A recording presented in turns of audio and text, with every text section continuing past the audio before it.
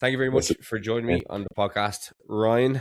So today we're joined by Ryan McCann. Ryan is one of the best 120 kilo powerlifters in Ireland currently. He's just fresh off his win at the All Ireland Championships, where he got a big squat record of 320 kilos, 0.5 as well. Can't leave out the 0.5. How are you getting on, Ryan?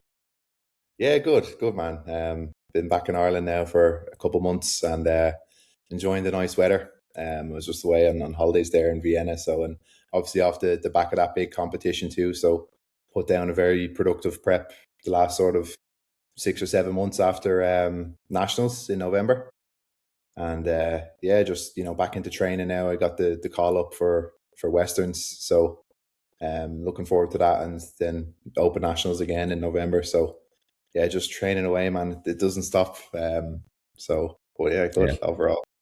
Yeah, one competition. It does become one competition after another, doesn't it? Especially when you're competing at the level that you would be at now. It's like kind of going between those bigger competitions, the nationals. Obviously, the All Irelands. That's the first time that All Irelands has been done since, probably since before you and I got into powerlifting. I think they used to have it like maybe definitely 2016, 2017 or something like that, and it's the first time it's been on. Tell me, like, obviously during that prep, you would have moved from Dubai to back to Ireland. Like, how do you find that in regards to navigating your training around that kind of big move? Yeah, man. So like last year as well, we did a lot of traveling from 2024, end of 2024 into 2025, and most of 2025, like most of my prep for nationals was actually away. I was abroad. So we were traveling Asia, Australia. We spent a couple months in Dubai as well before we decided we were going to move there. So I'm sort of adjusted to traveling. Like I've hit a couple of big PBs straight off the plane. Like I had a 14-hour flight from Melbourne. I remember we missed the flight from Melbourne to Vietnam, so we had to fly back to Qatar. And luckily, my fiance, her cousin, he's a pilot for Qatar Airways, so he was able to sort us out really quickly. He was actually in Melbourne on a layover at the time from work, so he sorted us out, got us back to Qatar, and then I hit a deadlift PB at the time. I think it was 280 for 5, literally off the plane. Went straight from there to the gym within an hour, and then a few other times as well when I first got to Bali. So like it does affect your routine a bit. Like I noticed when we settled back in Dubai and then again in Ireland for a couple months before we, moved back to Dubai, training was a lot easier. It was like my recovery did get a lot better because you're moving around, you're in different time zones, your sleep cycle has to adjust. I remember when we got to Australia, I was fucked for about 2 weeks. Like adjusting to that, you're jumping forward about 9 hours ahead in time from where we were. We were in Qatar and Dubai. And yeah, that took it out of me for a few weeks. And then, then the food availability too, especially in the likes of, Southeast Asia, it is a lot different. The quality is different. Plus you're not able to also accurately track your food intake as well. So there's a lot of things going on, but, just keeping it consistent with the training, handling the volume where you need to, auto-regulating when you need to as well. But yeah, to get back to your question, moving back and forward from Dubai, because there's been long stints where we've been in Ireland, it hasn't been too bad. Now the next couple months will probably be a bit of a challenge for me because I go back to Dubai at the start of August, and then I come back for stags in Budapest. I come back to Dublin, go to my mate's stags in Budapest then. And then 2 weeks later, I'm competing in Luxembourg for Westerns. And then in between that, I'm going back from like Budapest to Dubai. And then after Luxembourg, again, back to Dubai. A month later, coming home to Ireland again for his wedding, staying there for nationals then. So there is a lot of travel. It'll be another test, but, I'm up for it. So, I enjoy it, Is there any like kind of, you mentioned with your training, like you just follow some pretty broad principles of like auto-regulating training based off like how you feel like you can perform on that day. But would there be any like foundational principles you follow from a nutritional sense? Like say for example, when you're traveling around like Southeast Asia and you mentioned you may not be able to kind of track accurately, like is there anything that you're trying to do to maintain your nutritional approach? Because I know you have a high calorie target most of the time. It's like upwards of like 5,000 calories. So that's like, no easy to feed to get in, especially if you're looking to still keep towards like high quality food. So like, what would a kind of general approach for you be in that respect? Yeah, so the likes of Southeast Asia, for example, the portion sizes in general, they were a bit smaller, and generally there was a lot less like meat and protein in them. So I was generally asking for a bit more sort of meat as well in the servings, or if it was sort of like a buffet style where you go up and then get it yourself, just trying to get a bit more in, and then just trying to bulk out the meals with more carbs, more rice, or whatever it may be, gluten-free granola or oats, because obviously I'm celiac as well. That was a whole other thing as well over there, trying to make Yeah. sure and translate so they know that I'm celiac. Um, but yeah, just generally trying to keep the protein intake high, trying to keep the nutrition quality as high as I can as well. They've got really good different type of exotic fruits over there, like dragon fruit and all that stuff. So that was nice as well. And then they're mad for the it's called congee. It's like a rice soup as well. So I was just having that on the side too. So basically just trying to get as much of the usual stuff that I get in at home. And yeah, keeping the diet high quality, plenty of fruit and veg, plenty of protein, and plenty of carbohydrates as well. Because that's what's going to help the most, with the training. So, and then just sort of hitting and hoping and hoping that it is enough fuel for me. Because we were only eating sort of 2 or 3 times a day there, so we had to make the meals a bit bigger. And oftentimes I was going into the gym, sometimes actually a bit bloated as well, just from the sheer amount of food I was eating. And then also the travel belly you can pick up as well is a whole other beast too. So that wasn't ideal. Happened to my missus when we were in Vietnam. She picked up something on the Ha Giang Loop where you're, on the back of the bikes up the mountains. And then when I was in Thailand, I got a bit of travel belly as well, which obviously wasn't ideal, kept me out of action for a few days. So, but just have to get the antibiotics in and get the probiotics in as well and hope for the best. So Yeah, you'd be having some powerful squats anyway if you were to do them with the travel belly. yeah, um, yeah, but I guess like that does make a lot of sense in regards to essentially when you have the opportunity to eat, just like eat what you can, like, and it does kind of sound like, I guess a cue there would be like to eating essentially past the point of fullness, because like if you're only eating like 2 to 3 times a day and you're trying to have like that mid-calorie load, like, yeah, it does make sense to be trying to be like, okay, I'm just going to stop when I'm full. Um, did you have any like other I guess nutritional struggles, like other than just like the kind of the portion sizes when you were over in Southeast Asia kind of traveling? yeah, so the main one probably would have been just finding places with gluten-free options available. Now, Vietnam was very good for it. So was Thailand. A lot of their dishes are generally more like rice-based as opposed to wheat-based. Like over here, you get a takeaway, like the curry would have, stuff in it that has gluten. It's more processed, but over there, it's like, yeah, all rice noodles and rice-based stuff, and they can ensure pretty easily that it is gluten-free. You just have to double check with them as well. And like little things you wouldn't think of, like the stock they use in their dishes. You have to make sure that they don't use like the regular OXO ones as well, because they overlook that stuff. Mm-hmm. That was the main one, and then yeah, just ensuring calories were high enough. At the time though, I had just cut down, so I was, after Westerns 2024, I was sitting around 116, 117, and then when I was in Dubai, then I cut down from 117 to 106. I was doing a bit more sort of like cardiovascular work, a bit more running. So generally my maintenance was a little bit lower. Mm-hmm. I was sort of sitting around like probably high threes, maybe low fours. And I sort of maintained that quite well for the few months. I sat from 108 to 112 over the 4 months we were in Southeast Asia. So I was quite lucky in that sense. My body weight didn't sort of balloon up or, drop down, just from keeping the basic principles in check. Now Bali was really good as well. They've got a lot of macro friendly stuff over there. I don't know if you've ever been to Bali. They've got a place called, Not yet. yeah, it's a good spot, man. And they've got a place called Macro Kitchen. We were ordering from every single day, and they have literally the macros on the menu, and it's pretty decent quality grub. So we were getting there for breakfast every day, and also for dinner most nights too, just because we were able to track our food a lot easier, and the quality was quite good. Just a lot of places the food quality wasn't the best, Mm. which isn't ideal. So Yeah. Those I guess main like ones. anytime you go to somewhere that is like a little bit more westernized, and obviously Bali is becoming a lot more like that. A lot of people from like Australia bringing over there, like Jackson Pios has his. Is it in Bali? He has a gym, or is that somewhere else? Um, Jackson Pios, that undefeated gym. Undefeated, I couldn't tell you, man. To be honest, I can't. I think it could be in Bali. Um, but yeah, there's a lot of like Westerners, and I guess like Australians you could throw into the Westerners group, but like bringing over those concepts and making those areas be very like fitness oriented, like whether that's like bodybuilders or like just having like kind of general fitness retreats for like people who do CrossFit, or obviously some mixed other types of mixed martial arts. Um, but I guess like you mentioned one thing that you do have to kind of be quite aware of when you are traveling. That's like the likes of the celiac.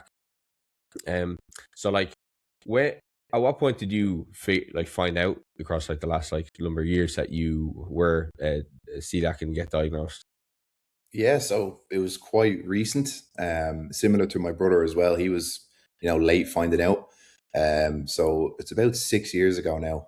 I think it was late 2020, early 2021. I found out. At the time, this was just before I joined ABS. Um, I was with Odyssey at the time. I was being coached by Nathan Keenan, and at the time as well, like I was donating a lot of blood. Um, so I thought it was just like a good thing to do, donate a bit of blood. I have O negative, so I'm a universal donor.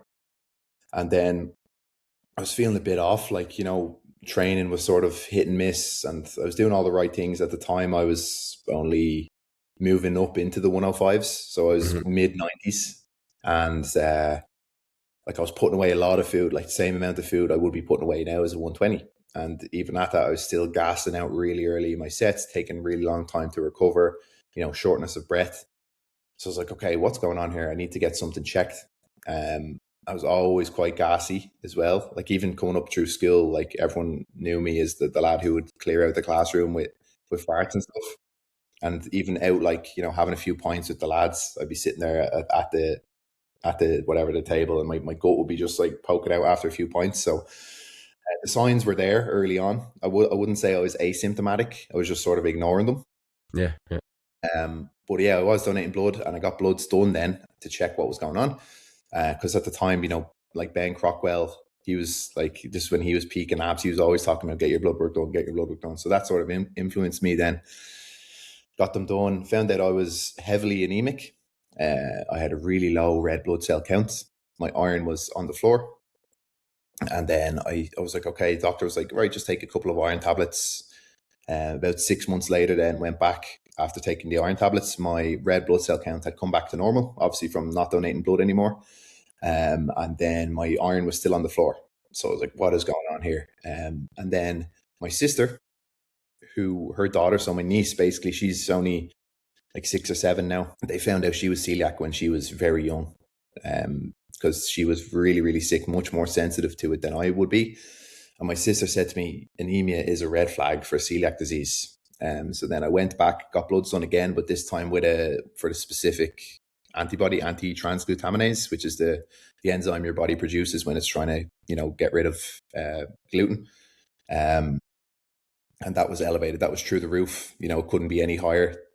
So they were like, okay, you most likely are celiac. And then I went and got a scope done, an endoscopy, scope down into my stomach. And as soon as they got the scope down, they were like, yeah, you're definitely celiac. They could see that the walls of my stomach were all messed up. The little microvilli, the hair-like structures that absorb nutrients were completely flattened. So that was that then. And then since then, following a gluten-free diet. And that's probably one of the times where I've seen a sudden sort of growth spurt in training. I'm sure you've had these as well, where you might have had a lifestyle change or a programming change where all of a sudden you just start making a lot more progress. Mm-hmm. And this was one of those. So as soon as I switched to gluten free, I was able to gain weight a lot easier. My performance was much more predictable week to week. I got much, much bigger. I filled out 105 really, really quickly, and then soon enough moved up to 120 then a couple months into joining abs. So That's crazy, man. It's it's mad how, like, as well, you mentioned where you were having symptoms but you were just ignoring them, and it's probably like, I'm not saying other people are maybe undiagnosed celiac, but like a lot of people will just get very kind of acclimatized to what their like normal is, and it could be very abnormal. Like, as you said there, if you're having like different foods and you're probably consuming like relatively normal, because a lot of foods do contain gluten, right? Like if you eat pasta, eat bread, you know, as I said, you go for pints with the lads, like consume a lot of Yeah, gluten, and man. um, you know, some of those symptoms like could be something that's deleterious. Sometimes it could just be a case that like people generally eat too much, right? Because like as well, like a lot of gluten Yeah, based food, some people just do eat a lot of them, and then they tell themselves that they're gluten intolerant. It's like, yeah, well, if you have a full Domino's pizza, the garlic bread, you know, it's probably not the celiac. It's probably not the gluten that's tuning in there. But I guess like I'd say your symptoms kind of came on with just like even small amounts of like bread or pasta or anything like that, right? well, looking back now, like certain foods would have triggered me a lot more. I remember I would be keeled up on the couch after a fry up on a Sunday morning. My mom would make like a few sausages or whatever. Sausages used to send me west. Like I'd be curled up in pain, and I thought it was just from eating too much food. Like you said, you know, you're eating a lot to fuel performance. So generally, you think that, you know, going to the toilet regularly, a bit of indigestion and bloating is normal just from putting away food. But what I was getting wasn't, you know, it was like more sort of way looser stools than they needed to be. Um, and then now when I do eat like gluten, I have been glutened a few times since. Um, and I happened to be on a flight back from New York after we got engaged. They gave me bread that they thought was gluten free. It wasn't. I remember I ate it and I looked at my missus's bread. It was the exact same. I was like, I'm after eating the same bread as you. About 4 hours later, when we got back to our apartments in Dubai, then I was getting sick everywhere. Then again in Vienna, when we went over 2 years ago, they have gluten free McDonald's over there, so you can get gluten free buns and stuff. So I was like, oh, happy days, haven't had McDonald's in years. So, and I didn't realize on the menu where it says labeled gluten free, you have to actually switch the bun yourself. So No. I didn't realize that. I got 2 Big Macs and put them away. And then my missus had a bite and she's like, that doesn't taste or look gluten free. And I was like, well, it's too late now. And then, you know, a couple hours later, then I'm hovering over the toilet for ages. So not ideal. But there is certain foods I know that can set me off. Even some places where there's like may contain gluten, I'm much more weary about now. At the start I was like, oh, it may contain, it may not contain, or, you know, there might be a slight bit of cross contamination. And then you realize, you know, your digestion takes a hit. Sometimes your next day performance even might take a little bit of a hit as well. I'm a bit more achy than usual. You know, bloating, struggle to fall asleep a lot as well. So I feel a bit more wired. There are a few things I notice as well. So yeah, much more in touch with it. Yeah, like one thing I'm interested is like when you initially found out as well, like how did you find the transition? You could say, right, from like maybe consuming like not consuming foods that you would have like consumed a lot more regularly, because obviously like that for some people, like when it does come to like abstaining from a food group or something like that, like, you know, the classic example of people looking to improve body composition is like cutting out carbs, right? And of a sudden it kind of reduced it causes them to like, you know, fail down the line. I know there's gluten-free options, but at the same time they probably don't have the kind of same maybe kind of food reward that maybe the regular kind of options would have had. So I'm curious to hear what that like transition would have been like for you. Yeah, to be honest, man, I found it quite easy because my mom, she's also celiac. So Okay. there's a lot of gluten-free options there was in the house at the time anyway. So, you know, she had the bread there. You know, even nowadays, like the likes of Oats, bread, they're all much better quality gluten-free now than Hmm. compared to, like, you know, 20 odd years ago when my mom just realized she was celiac as well. So she found out quite late. I think she was aware of it most of her life, but she sort of didn't really take it seriously until she started getting more problems with it, like, you know, with her bowels. And then unfortunately she developed degenerative disc disease from it being untreated so long, because obviously you can't absorb calcium as well. It's the same as the iron, like myself. Um, but yeah, getting sidetracked. There is a lot better options here. So my diet is generally quite consistent day to day, and obviously being celiac has forced me to do that. You know, have a lot of takeaways now.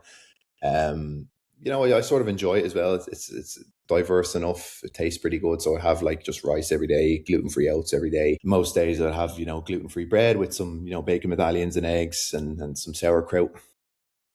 So the transition I didn't find too bad. I wasn't, didn't have a sort of victim mindset about it. I was like, oh, my life's going to be so hard now. Just opt for gluten-free options. A lot of places now have good gluten-free options these days. You go abroad, especially like to Dubai, Australia, even in Europe, you'd be very surprised. They've got such good options. So, and then when it comes to drinking, it does force me to drink less because generally speaking, I prefer beer and stout over the likes of cider. But I can't have them now. So it's either cider or spirits or wine. So, it's a bit heavy. So it forces me to drink less. So yeah, it's a good thing. I view it as a good thing. Yeah, no, like from like how you described it there, it kind of like does almost sound like that, because even from the actual nutritional side of things, like it probably removes a lot of like options of foods that may not be like that nutrient dense anyway, and probably force you to go towards foods that are a lot more nutrient dense. And like naturally, as somebody who is competing at a high level, and like you're pushing your body weight up towards like probably a place where your body doesn't really want to be, right? So having in good, consistent, like micronutrient dense food options, it probably just kind of do the world good. As well as like, if we were talking before we jumped on the podcast, and I was at a wedding there for 3 days, fucking drinking pints to beat the band. You won't have that devil on your shoulder as much. Well, I probably will now coming into that season, like we were saying, obviously the late 20s, early 30s, more people are getting married. So, but I'll cross that bridge when I come to it. I'll just be on the cider or the spirits, or just limit the amount of alcohol I'll be consuming. So, yeah. Tell us this on the once you kind of started to be able to put on weight a little bit easier. You mentioned getting up to 105s was pretty handy. And for anybody who's listening to podcasts, if they don't know how Ryan started off in powerlifting, Ryan's first competition, he was competing as an 82 kilo lifter, right? And now you were 118 kilos at like your most recent competition, give or take. Yeah, I was under 82.5 WRPF. That was 2019. So I always obviously stayed naturally lean, because couldn't digest food, and I was way more shredded back then. But then moving up was really easy. Most recent competition now was 116, although most of the prep I was sort of sitting around 116, 117, around the 8-week out mark. And then on the day on the morning of, I weighed 118, but then I weighed in at low 116s for some reason. I don't know, the comp scale is usually a bit different. But now I've sort of, I've cut back down a bit more. 113 at the minute. So about 10 pounds down since the competition just over a month ago. So, but yes, it was a lot easier to gain weight then. And I accumulated probably a lot more body fat in my first year as a 120. First maybe 2 years that I would have liked. And since then, working with Conor Kiernan, we've just been gradually recomping, cutting down, building back up, cutting down, building back up. And it's worked very well just to add kilos to the total. So I've added in 3 or 4 years since moving up from 105, I've added over 100 kilos to my total. I started at 720 as a 105, and now its best total was 822.5 at nationals last year. So some build, isn't it? Like I was looking at your open powerlifting earlier, and think like between your first one to this one, it's like nearly 300 kilos in terms of the gain is pretty damn impressive, So I guess like you were kind of mentioning, you do a lot of like kind of recomps between competitions, especially now as you got up to 120. Well, like, could you give like us like the listeners maybe kind of an idea behind like why you will do that at this point in time versus just kind of staying around kind of 120? Yeah, like the biggest one for me is just being able to put food away the same and store it properly, because obviously that's very important, being able to actually build muscle. Whereas if you're holding a lot of body fat, the much more of that food is going to be partitioned towards body fat, due to sort of the insulin sensitivity side of things. Wanting to just be of better body composition and feel a bit fitter as well. It always helps, when you're sort of like going out for a walk, you feel like is a bit of an effort when you are sitting heavier. So I've been working the last 2 years, especially just doing a lot more cardiovascular work as well. But yeah, the main reason is just, body comp, being more sensitive to food, better digestion, and then also just heart health as well. When you're sitting that heavy, it's not good. My cholesterol was quite high a few times. Now it has come back down. It's in a healthier range now. The bloods I got done earlier this year, I need to get some done again soon enough.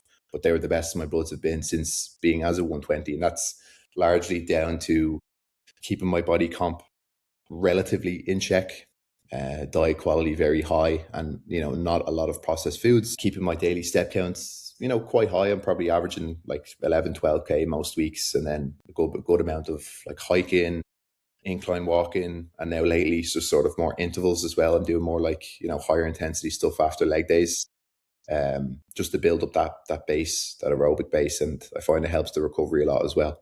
Looking at your rise across like the last couple of years, right?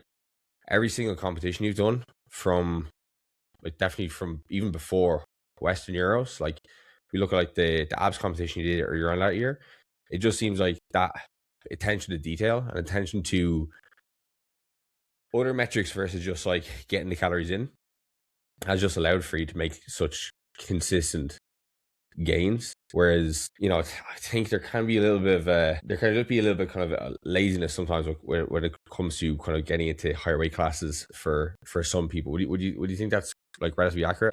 Yeah, I would say so. I feel like people are probably carrying a lot more body fat than they need to be, and it probably won't serve them as well longer term. Especially when you pair that with like low amounts of probably cardiovascular work, not the best quality diet. Your recovery will eventually get impaired just from sitting at higher body fats. You've got a lot more sort of inflammation in the body, if you would. I knew that as well from my other blood markers. My inflammatory markers were a lot higher, and now since then they've come down so much. And yeah, it was literally, I have this app in Dubai, where it gives you like a score on your blood work, and mine was 98%. There was just like cholesterol was still slightly elevated, but still in a very healthy range. And then just like some other like creatine marker that was slightly elevated from training the night before. So, but yeah, generally speaking, I feel people can get lazy with it. And yeah, it doesn't really serve them, like especially if you're a low output person. So keep the body composition as good as you can, and it will serve you much better, because yourself, if you get to much higher body fats, and I know this from my own experience too, when you cut back down, you do sort of like, the longer you have to stay in a deficit, the more muscle mass you can risk losing, and the more your performance suffers, the more your training is going to suck from being in a deficit. So by keeping your body comp relatively good, you've got less work to do when you do cut down, and your performance stays better, sort of consistent throughout each phase then. So I'd say as well, even from like, obviously one of the reasons you're doing it is for like longevity in the sport, but like from an actual physical side, but I even think for like the mental side of things, like that's like one of the things that kind of kept me like obviously I'm not doing powerlifting anymore, but I still have the intent to go back to it. But for me, I find like when you're just going from competition to competition and you don't have like any other means of like pursuing some success from a physical side of things, like whether that's like just improve body comp, it can just get a little bit repetitive and cause you to become a little bit slack. Whereas like, yourself, when you're going through one of those recomposition phases, it's like, okay, you know what, like while I've been paying attention to my diet up to this point within the kind of more kind of gaining approach, now I have to like, take on cross on my T's and dot on my I's in a different way. And it like gets you to pay even more like attention to detail in other aspects. And then even just that trend, and that itself is just an interesting phase to go through while trying to maintain strength. And then as you go on the reverse back up, you start from that leaner body comp, you start to put on a bit more size. I know like the science is not necessarily there to say that like, starting lean is going to get you more gains than like when you're being higher in body fat, but from a actual being able to sustain a higher body weight and go through that process, I think it just makes the most sense from a being able to keep bought into the process. Yeah, no, absolutely as well. Yeah. And, it gives you different goals to work on too, rather than just being, monotonous sort of bulking up the whole time, not feeling so good. Plus as well, like when you're focused on body comp, it's more fun as well. Like you look better, you feel better. So as a result, and you don't want to look like shit. You don't want to be sort of self-conscious in a way as well, sort of doubting everything you're doing. And if it's worthwhile, so yeah, it does keep it fun. And I notice as well, just from like when I go from phase to phase, like my nutrition is fairly like nailed on, regardless of how deep into a prep I am. So you know, when we make subtle changes to it, like increase the food a bit or decrease the food even, I pretty much notice it straight away, like in regards to the scale or body comp as well, or performance. So, you know, it's good to stay nailed on with it year round, and yeah, you can make progress a lot quicker as a result. So I guess like with your kind of lead into the next competition, so you're gonna be going to Western Europe. You mentioned that is in October. Did you say this? No, it's in the middle of September, so it's Okay. between the 17th and the 20th of September. And I imagine I will be on the 20th, because usually they work up from the lighter weight classes all the way up to the heavier ones. So yeah, in Luxembourg, be the first time in Luxembourg as well. So that'll be an interesting one. So yeah, I'm about 10 weeks out now, if I'm correct, or 9 or 10 weeks out. And yeah, we've been pushing the higher rep stuff this last block. So it's the first quote unquote hypertrophy based block I've probably had solely in a while. Like obviously, like a lot of my work is hypertrophy based, like my accessory work, but on the main big boy compounds like squat, bench, deadlift, we started off the block on tens, and then we worked back to, now we finished it off on eights. So that's I'm working with Connor now as well for coaching, Okay. and that's sort of his approach with it. It's, you know, start off higher volume at the start, you know, keep the intensity. The intensity stays relatively quite high throughout. And then as you need to, then towards the back end, the reps can sort of drop off as the weight increases then. So it's a pretty good approach. I've like, haven't been with abs for some time, like ran high frequency approaches, high volume approaches. This is like a stark contrast to that. It's sort of much lower frequency, much lower volume, but generally much higher intensity. And I find it's working quite well. Like I've hit some massive PBs on the squat for it. And that's what like led me to hit that record then. But yeah, it's funny, like, you know, when you see the different approaches you can take and then still make progress. And it generally does boil down to like how dialed in you are with your lifestyle variables, like your nutrition, your sleep, your active recovery. Because, you know, pretty much anything can work, I find. Obviously there's different strokes for different folks at different parts of their career, but you still need to have all the other stuff in check all the time, like your nutrition, sleep, your active recovery, and what you do outside the gym as well. Yeah, I guess like that's the bedrock, right? Like obviously every approach can work, but it's only as good as like what the base to actually support them is. Because yeah, I guess like even that comes down to why some people respond better to a powerlifting program than another. Like, you know, you could have, and you saw it all the time in abs, right? Like when we would train there'd be, you know, people who be extremely dialed in with every single metric that's going on in the background, and then some people who they're not. Like, you know, their sleep might be off, they're not really paying too much attention to their nutrition, and they don't get the same outcome. And I think that's just like a kind of highlight of like why, you know, the program doesn't end just as you walk out the door of the gym, right? The program is about like the other 23, or in the case of our 2-hour sessions, 22 hours a day. Yeah, I think you mentioned some people don't get the most out of it like others do because of the variables. Yes, yeah, exactly. Like, so why two people could be following the exact same program, but if one person is taking care of their training, taking care of their nutrition, their sleep, their stress management, paying attention to micronutrition, their cardiovascular health, like one person is gonna will have the best opportunity to excel, and the other person who's maybe sleeping insufficiently, you know, they're just following it if it's your macros approach where, you know, that most of the macros are made up of like ice cream and protein shakes and protein bars, protein puddings, all this kind of crap. And like they may not necessarily get the same outcome as like the person who is dialing everything in from the other perspective, like, you know. So like the training program is not necessarily ending when you just leave the gym. It's like it's continuing outside the gym, and that's obviously only going to be the success rate is only going to be increased like the longer and the more consistently you do that. Because like another thing that you see quite often is outside of a prep, when somebody doesn't have a competition to work Yeah, towards, habits and everything starts to slip up, whereas that's it. they're only turned back on for the actual prep itself. And you have probably seen the benefit of like in between competitions, not taking your foot off the gas. Once the competition finishes, what's my next training block? Okay, how can I improve this like week, this next second week after competition? Yeah, no, that's spot on, and yeah, you hit the nail on the head with it. Like when you work with as well, you're coaching a lot of people. You can see that as well. Like if they've got a like 6, 7, 8 month period where they know, like it might be to do with whatever other aspects of their life they're working on, like they're going to college, or they might have kids, or they're getting married. The habits can start to slip if there's no goal in sight. But I think having those like various different phases, and like you said there with the keeping bought in, when you want to recomp, then it's a different goal as well.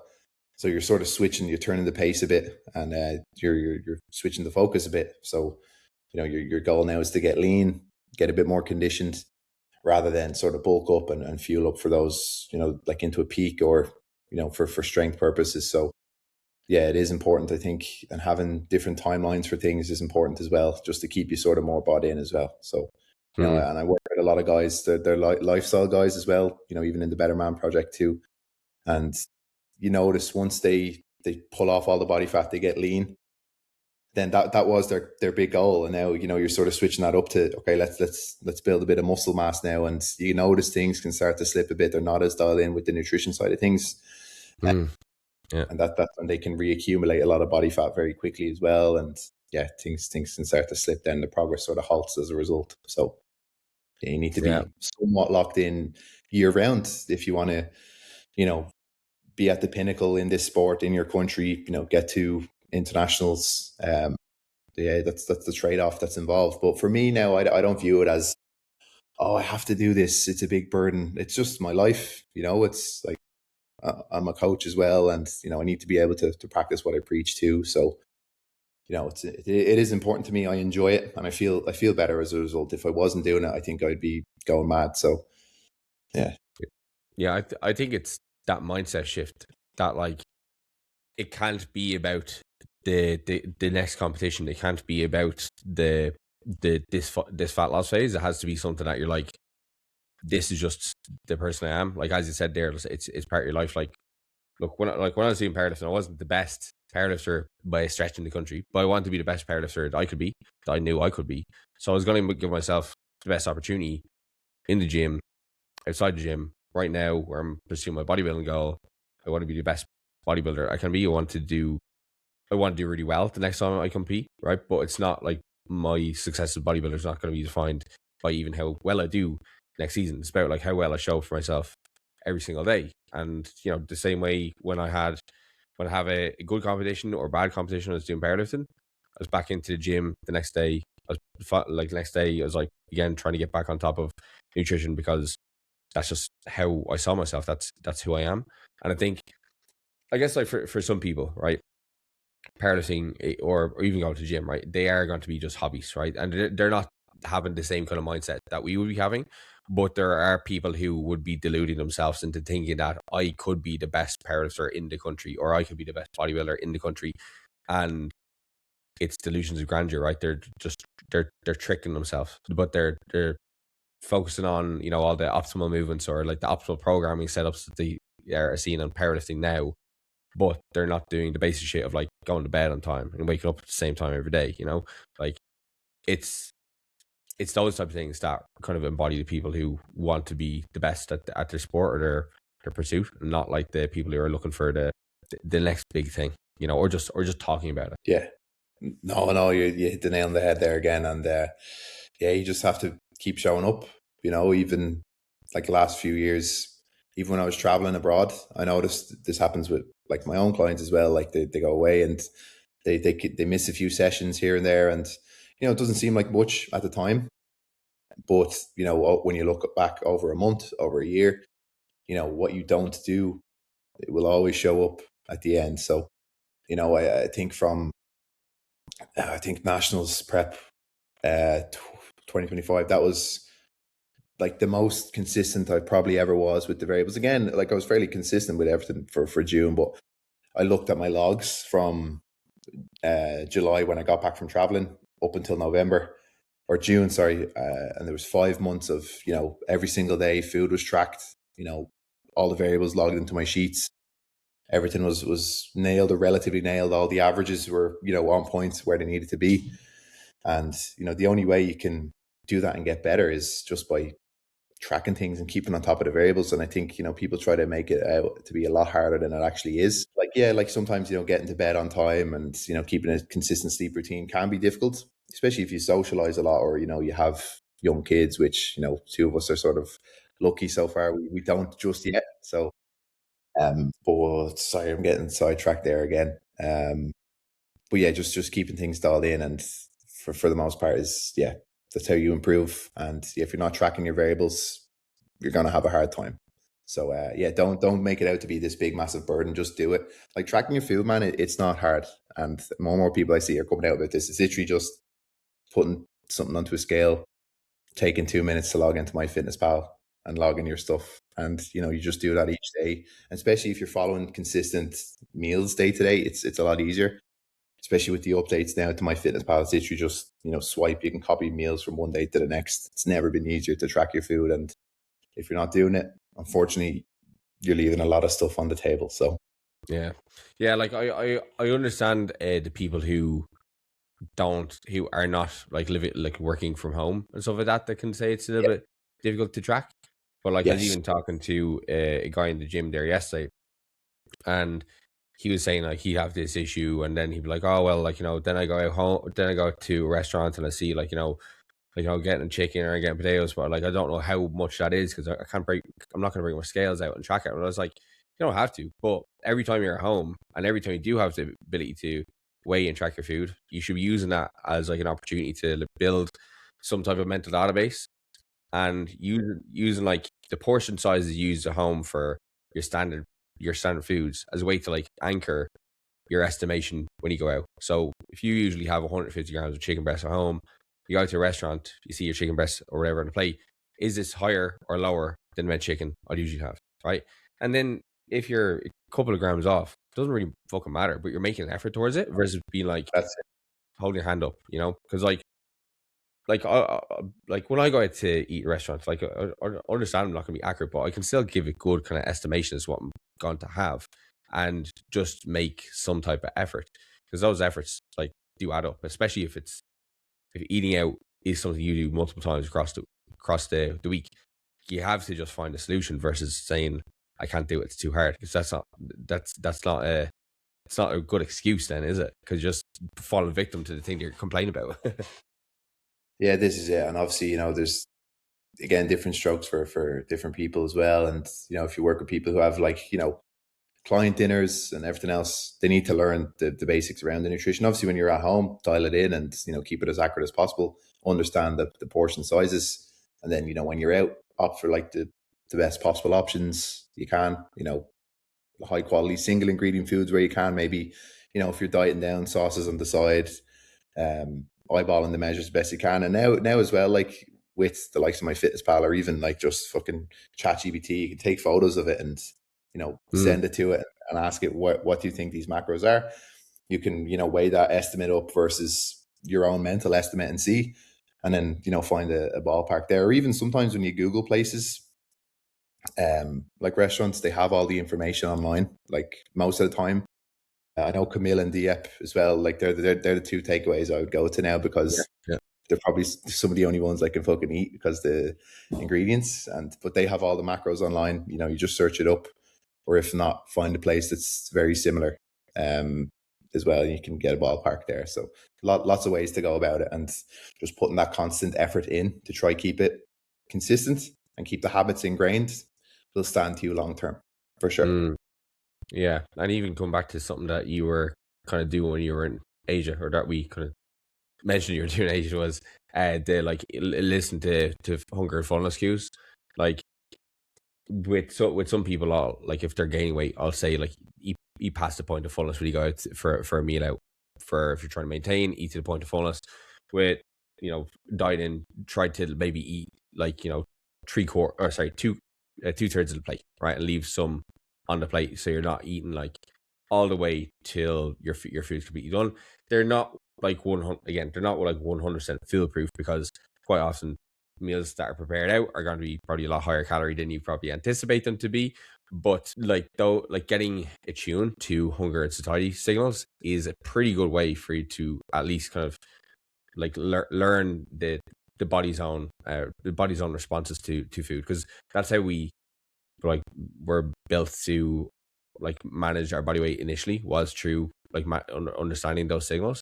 And in a world where we're just really looking to override them, whether that's with people overriding signals with like GLPs, or even us guys, you're like, okay, we're stuffed here, but we got 500 calories left on our MyFitnessPal, let's force feed ourselves. They can be signals that do get very out of sync. Like, people who are dieting for bodybuilding preps, you essentially become desensitized to hunger.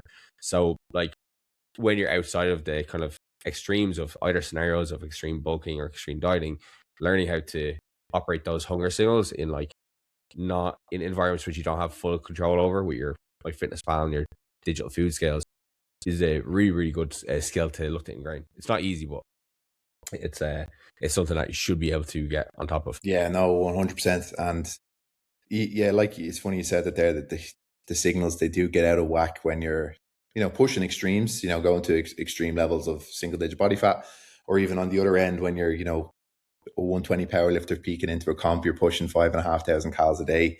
Like there was periods where I actually wasn't hungry for like weeks on end. I was just eating because I had to. And towards the end of that, like you just don't want to eat. And when it comes to peak week, obviously your training volume is down. You're sort of glad your food intake is coming down a bit at the end, because you're like, I don't even want to eat anymore. I'm sort of sick of this now. And like you miss one meal then, like throughout the day. Like today, I was scoffing down like my breakfast before coming here, because if I knew I missed it, I'd be playing catch up for the rest of the day. But if you miss a meal and you're on that amount of food, it can be a hard game time. over. Yeah. You're going to bed bloated, and then your sleep gets affected because you've got so much going on in the system. You're digesting, your heart rate's up. Yeah, it's can be not fun at times, but it is what it is, and this is what we sign up for. So gotta do it. It's actually like, I think there's some variables from a nutritional side of things that I think matter more depending what phase you're in. I think that meal frequency and meal timing is almost more important to a degree when your calories are super high in the gain phase, because for that reason, right? Like if you miss a meal and you now have to combine two together, and they're like nearly 1,000 calorie meal each, like even though you can make the meal pretty hyper palatable, like number one, you're sacrificing food quality there. It could be sacrificing some digestion, but that food could now just be sitting with you for the next couple of hours. Could again decrease your drive to want to eat the following meal. It could affect that sleep quality. The next day you may wake up and your appetite is even worse. So it almost perpetuates that cycle. Whereas when you're in a diet phase, like, if you miss a meal time, like you just combine meals and you're just like, oh, I just feel extra full now. I haven't felt this feeling of fullness in a long time. Yeah, that's it. And I was dieting down. I still sort of am. Food's climbing back up again, obviously being 10 weeks out. But yeah, I was sort of happy to fast until 12 or 1 p.m. A lot of days, sometimes I just wake up, go for a walk, bring the dog out, get a coffee, and then happy to just work away for a few hours, and then make sure I get something decent before I hit the gym in the afternoon. Good amount of carbs, salt, water, and good to go. But then, yeah, like you said, on the opposite end of the spectrum, when you're pushing 5,500 calories, you do need the frequency there. You need to be on the ball with it. Like for me, I had to make sure I was eating at 9:30, 10 a.m. first meal. Then again at lunchtime, I was setting reminders on my phone, especially on check-in days as well. Because, you're just like, oh, I'll do another check-in, I'll do another program update. Then all of a sudden you're fucking missing meals and you're stuck with 3K calories at the end of the day. So yeah, and then obviously the food selection might change slightly as well. You're not opting for as much potatoes. You're not opting for, as much veggies on your plate. You're going with more sort of easier to get down foods. For me, that was like rice puddings, cream of rice, even like cereal. around the workout window, and then intra workout as well, like, big bottle of Lucozade Sport, just to get the stuff down easy. And then more rice based dishes, leaner proteins, just because they're a lot easier to digest than the higher fat ones. Even though like the higher fat does have more calories, it does sit with you a lot longer. So yeah, there's striking the balance between things, and knowing the trade-offs for certain ones. So yeah, you still maintain extremely high food quality though, even like at like that kind of 5,500 calorie mark, which I think a lot of people use it to cop out. Like once their calories go high, like high is relative, right? But people like say once they get into a surplus, they like need to change towards a lot more of the more kind of refined processed carbs, and like they just the fiber doesn't sit well with them, so they just need to like cut out all fruit and vegetables. And I guess like from your perspective, like how have you found that both high micronutrient focus, but like what are some maybe hacks that you have used to keep a lot of those foods in without like derailing your appetite and almost like enhancing your appetite to a degree? So most recently, what I've been on top of now, it's I think it's a bit more trendy now, are the fermented foods. Oh yeah. So like sauerkraut, kimchi, even kefir as well. So I'm including more of those. They're fairly tasty. Like if you get a lot of them, the ones I get in Lidl for the sauerkraut and kimchi, they've got like chipotle and I think it's paprika and chipotle in them, and they're fucking nice, man, and they're good for the digestion as well. They go down really well, and they just keep the system finely tuned, and things churning through properly. But other hacks, so every single day for the last like 3 or 4 years, I've been having like a big bowl of oats, stereotypical oats. But and then I would have like say 125 grams of oats. Now I've been having like a liter of protein milk with that. So using that to make it, I put a square of dark chocolate in, and then I put like real peanut butter in it as well, and then honey as well, and then the fruits that I'd mix in, they tend to vary. So when I'm back in Dubai, they have like the juicy dates over there, high quality dates. So I'm necking those. But now I'm in Dublin, I'm having Pink Lady and an apple, or sorry, Pink Lady and a banana, and then throw in a bit of sea salt and cinnamon, and just those, keeping it tasty, keeping it delicious obviously helps. You're like, oh yeah, I can't wait to have this. But then every now and then just tweaking the meals a bit, maybe take something out, add something new to it, just to keep it a bit more interesting. Mm-hmm. And then just doing a bit of food research, what foods can I add to my diet that will benefit me. And this is the same thing I do with my clients. Rather than saying no, don't eat this and this, see what we can try, add into it first, to make their life easier and a bit more interesting. So that's been a bit of a hack. And then just using nice sauces and seasonings as well, like stir fry mixes. The odd time it's with my like beef or chicken and rice, I throw in like a curry paste instead, just turn it into a curry. Or I might switch out the rice, have pasta, make like a bolognese or carbonara. There's little things you can do just to keep your life interesting. And once you sort of have that food knowledge as well, and you're not sort of leaning on the same foods every single day, I know that about 100 grams of rice is the same as 100 grams of pasta, calorie and macro wise. Yeah. And that's again the same for around 500 grams of potatoes roughly. So you can swap things out and keep your life and sanity a bit more interesting. So Yeah, I think that's like such an important point, because like so many people find the diet the hard part because they don't put any effort in to their food. Like they just like they maybe are looking up for 10 million different recipes on TikTok, like, and trying all these like different viral trending ones, and maybe they try 5 of them that are just fucking shite, and they're like, what's the point of even trying any of this type of stuff? And like I can tell you, I've never tried a single viral recipe.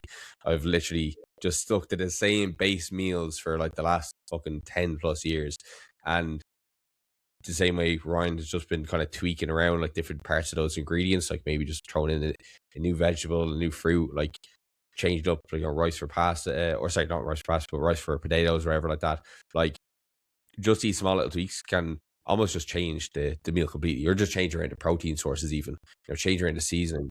Like the diet doesn't have to be the hard part. I think there's obviously an aspect of like experimentation, but like once you find a couple of meals that you really really like and you want to keep them as the base, write them out until you feel like you want it changed. And then it doesn't need to have an overhaul. It's just like again, just one of those subtle changes. Like one of my base meals is, it's like a rice, meat and vegetable meal in the evening time.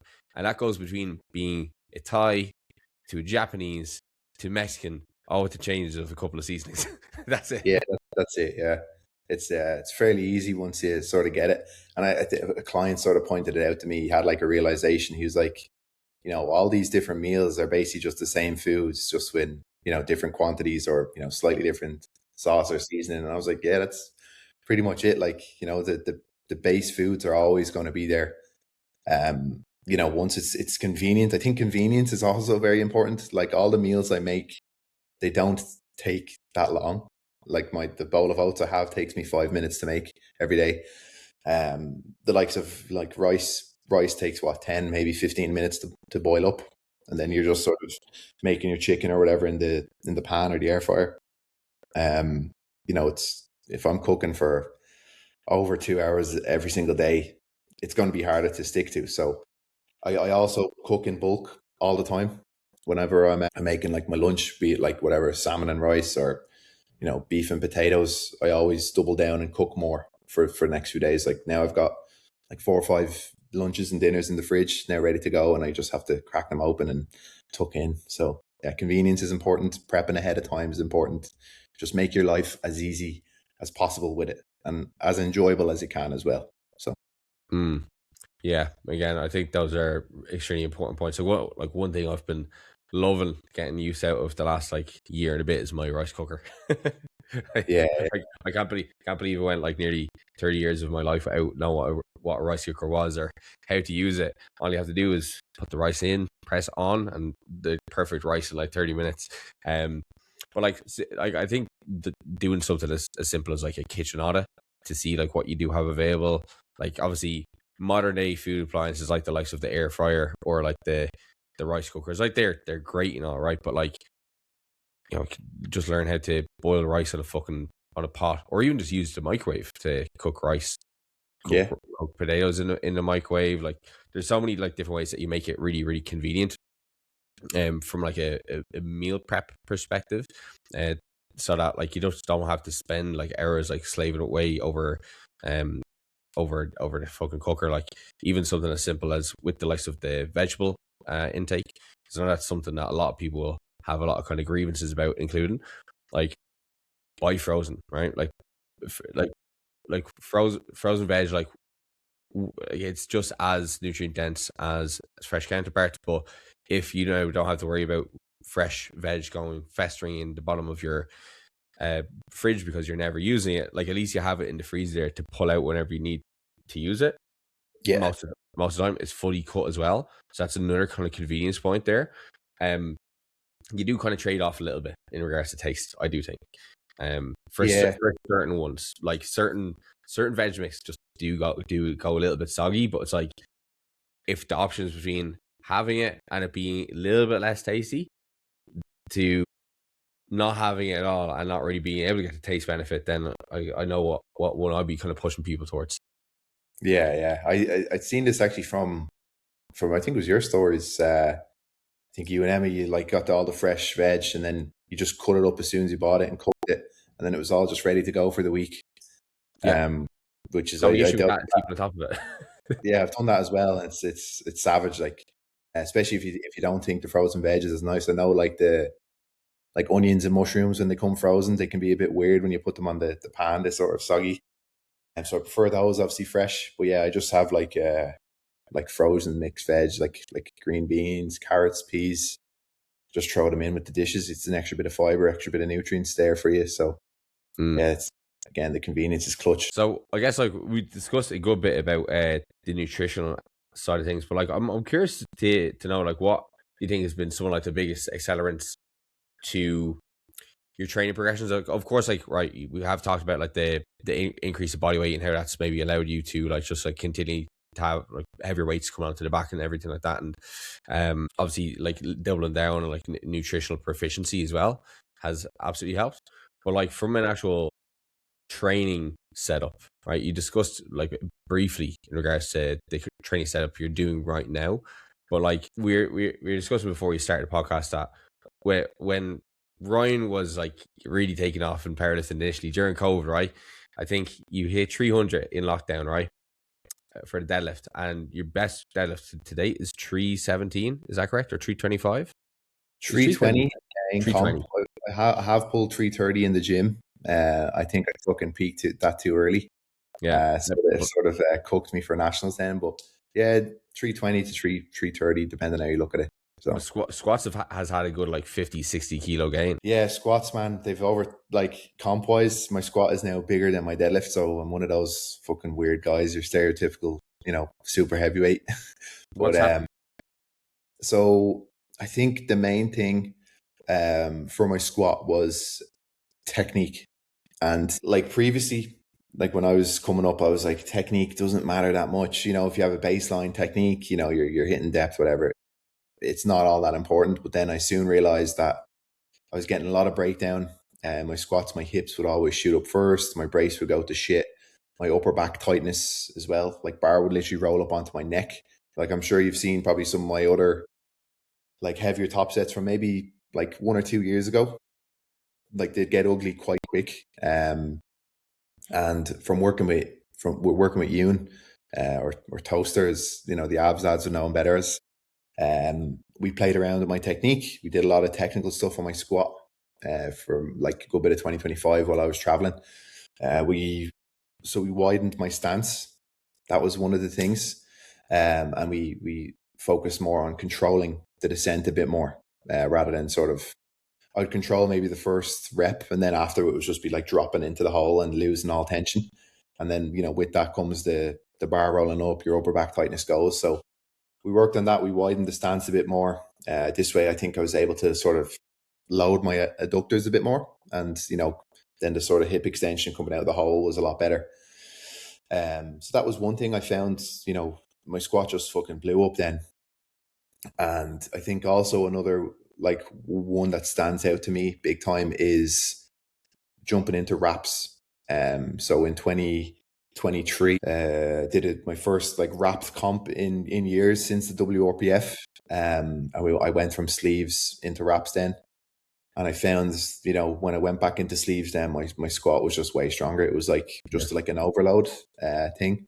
It's like I was getting exposed to heavier weights that I wouldn't have been able to handle before. And yeah, my squat just got better as a result. There has been other times too as well, like that I have gotten sort of spurts in my training. Simply just following, like going from not following a program to just following one. Like the first program I ever followed was like August 753. And then I followed David Lade's like free DUP template for a bit. And then obviously I followed your free Storey strength one for a while as well. That was before I joined. Before you joined Odyssey, was it? It was before I joined Odyssey. Yeah, it was when I was in Trinity at the time doing a master's. And then like a lot of the Odyssey lads were affiliated with Trinity at the time.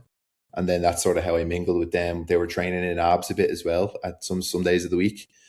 And then I eventually joined Odyssey then after that. So there's been a few spurts, like obviously like starting new programs, following more percentage based styles like the one you had, very easy to follow, even black and white numbers rather than sort of RPE or guessing what you need to hit.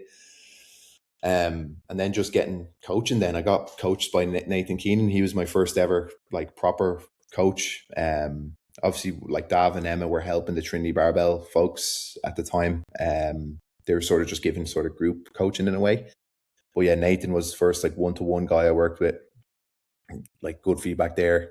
And then again, when I joined ABS, it was a new system then, much, much higher frequency, much more volume, focus on accessories. And again, saw a good increase there. And yeah, just changing things up now. Went from like sort of standard volume to really high volume under Yoon, which worked for a time, and like built a lot of muscle. And then it sort of caught up me then, the loads I was handling were a lot heavier.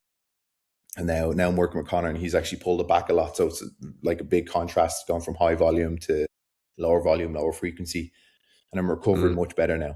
So like I think you can get away with high frequency and volume for a lot of the time. And I think high volume can almost make up for poorer rep quality because you're just getting more work in. Yeah, of But now course. that I'm at a point where my technique is actually really, like, I would say it's fairly good.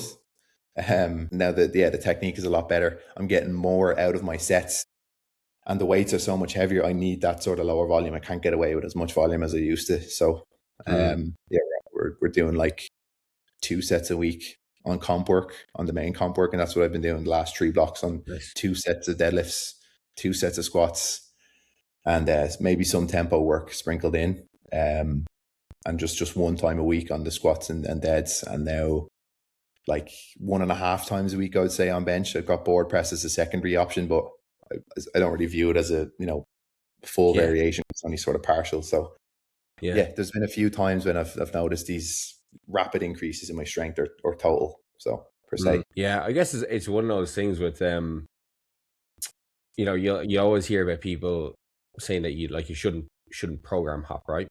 And like what you've experienced is not necessarily program hopping, because a program hop to me is like, every month or every block you want to try something different. Whereas like, you worked with all those coaches for like years at a time, and follow those approaches for years at a time. And like at a certain point, like even if someone was giving you like a decent return on investment, sometimes even for like a mental point of view, you might want to just give something a break and try something different. And I think this is like one thing that also, it doesn't just make you a better lifter overall, because you get exposed to many ways of doing things, but also it just like builds up a better kind of like level of training IQ.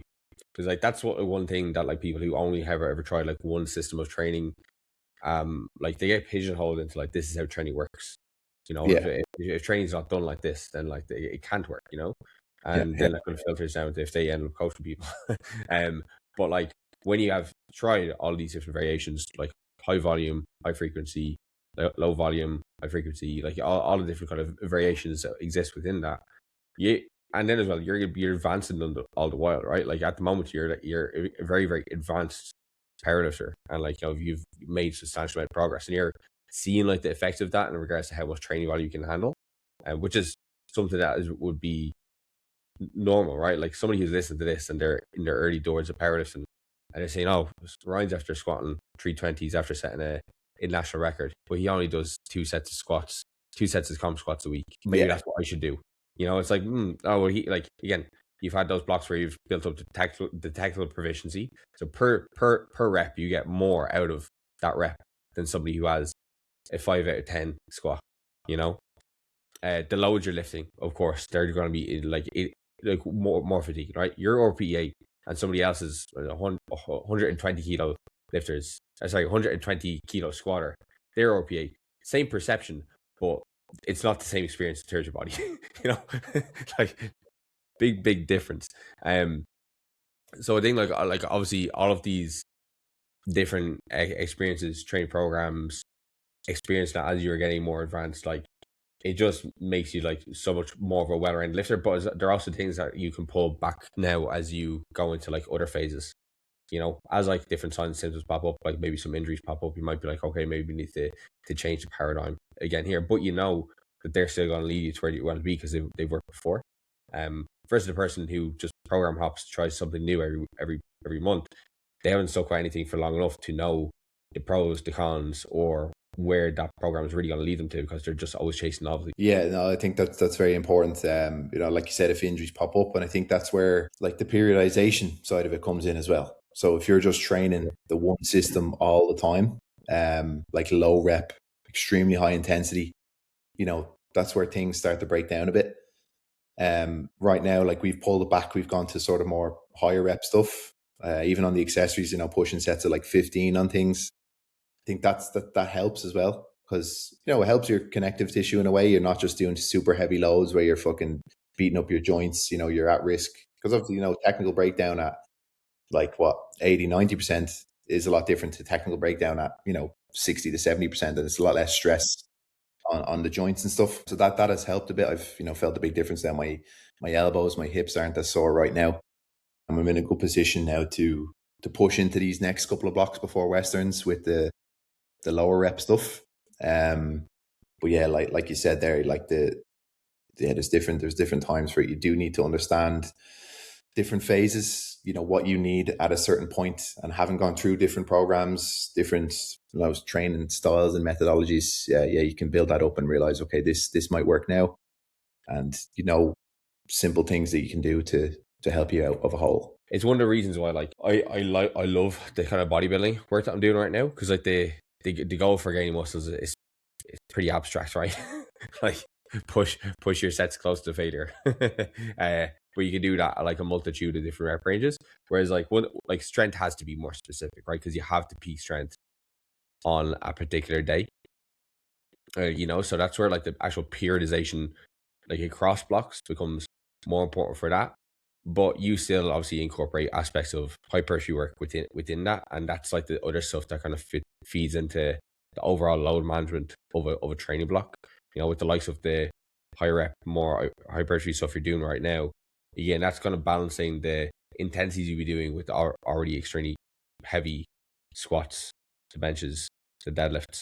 Like if you're also then doing sets of 6 to 8 on your leg extensions or your leg press, relative to the amount of load you could also lift to, pretty damn fucking taxing.